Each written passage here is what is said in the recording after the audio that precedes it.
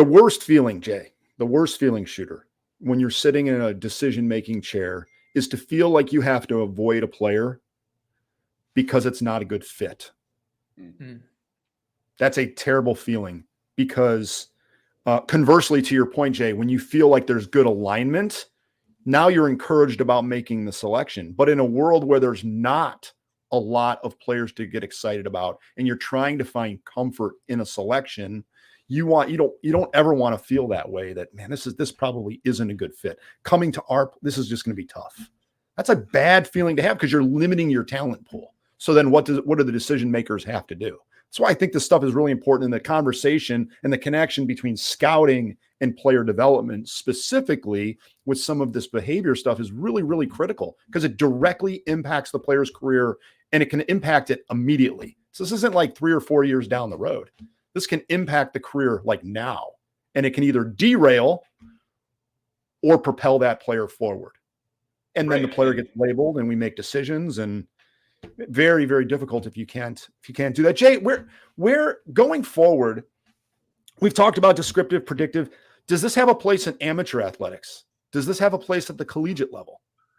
Well, that opens up, that's a changing world. The holistic athlete, right? Is there's a lot to be gained and a lot for an athlete in college. Especially as it relates to their academic and professional development. As I talk about, I firmly believe that the more invested you are outside your sport, the better you become at sport, right? And the more aligned your life is to fulfill all that you can become, you will fulfill your athletic potential. So there's huge value that I find in taking a step back and helping develop some of that psychological capital and identifying resources to actually enhance that self-development component.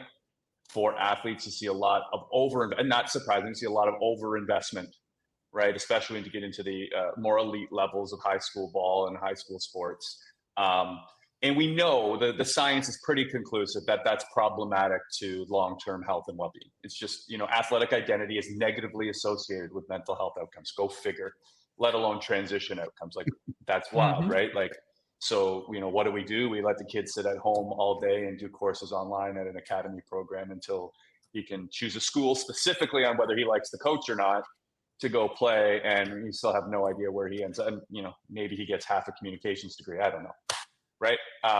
When there could be so much more potential that could enhance both trajectories in that athlete's life. I'm very passionate about that, in aligning and bringing more weight to that decision in a young athlete's life on what the professional trajectory is, because as my lens as an athlete changed, of course I understand how an 18-year-old is only thinking about professional sports or college sports.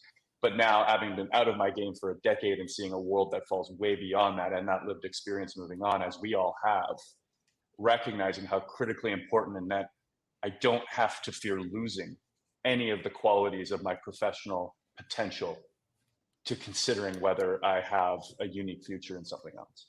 That's fascinating. The idea of a lot of college coaches like play multiple sports.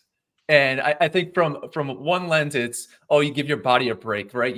You're not playing baseball, so you're giving your arm a break to play basketball. You're playing hockey, you're playing football. But also, it's not like you're giving your brain a break. Hey, I can get away. I'm not stuck on baseball because I have basketball season. I move on to this. I move on to that. Is that also important? Because we hear it all the time, like, play multiple sports. Don't specialize. Well, maybe don't specialize because your brain can't take it.